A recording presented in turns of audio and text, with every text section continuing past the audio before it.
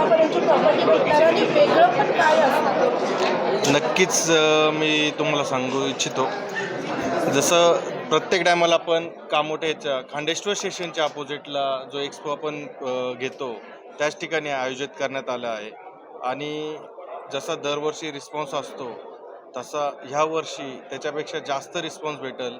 कारण की विषय असा आहे की लास्ट जवळजवळ 25 ते 20 वर्षापासून एअरपोर्ट येणार ही गोष्ट आजपर्यंत कस्टमरच्या कानामध्ये जात होती आणि आज ती सत्यामध्ये आली आहे. भरपूर लोकांचं स्वप्न असतं की एक हक्काचं घर असावं आणि ते घर घ्यायला त्यांना ऑलरेडी मुंबईच्या बाहेर जावं लागायचं. जसं लास्ट टाईम मी लास्ट प्रेस मीटला पण बोललो होतो की मी अफोर्डेबल घर घेऊन आलो आहे. त्यावेळेसची माझी चर्चा अशी होती की 30 लाखामध्ये मी अफोर्डेबल घर घेऊन येईल. आता मला ते बोलणं मुश्किल होईल की मी 30 लाखामध्ये अफोर्डेबल घर आणेल.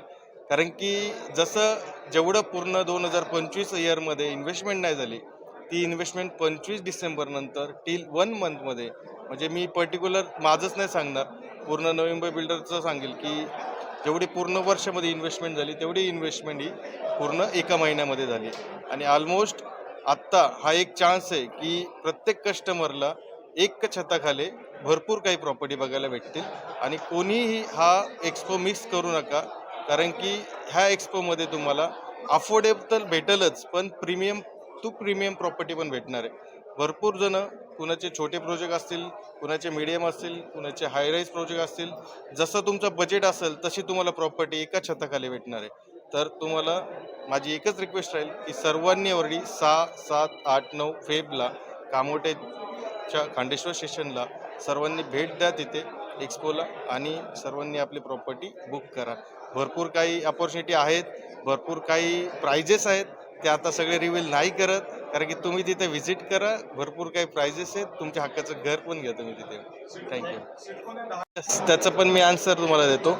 आज मुंबईमध्ये घर घेणं हे जर बघितलं तर मिडल क्लास लोकांसाठी थोडं तकलीफ देणं होतं आहे. कारण की विषय काय झालं, जसं एअरपोर्ट झाले तसं एअरपोर्टमुळे प्राइजेस वाढल्यात.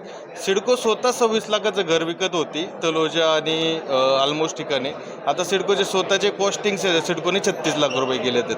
तर ऑलरेडी 36 लाखामध्ये मार्केट पण चालूच आहे ऑलरेडी. म्हणजे जसं तुमचा क्वेश्चन आहे तर तो म्हणजे व्हॅलिड आहे. तुमचा फोकस नायनावरती आहे का सिडको साऊथवरती आहे? सर माझा मेनली फोकस ऑलरेडी मी सिडकोमध्ये ऑलरेडी माझे भरपूर साईट चालू आहेत सिडको लँड पार्सलवरती. आणि मी MSRDCमध्ये पण आता एंटर केलं आहे. मी बरेचसे प्रोजेक्ट मी MSRDC आता तिथे लॉन्च करणार आहे एक्झिबिशनसाठी विथ CC रेरा. आणि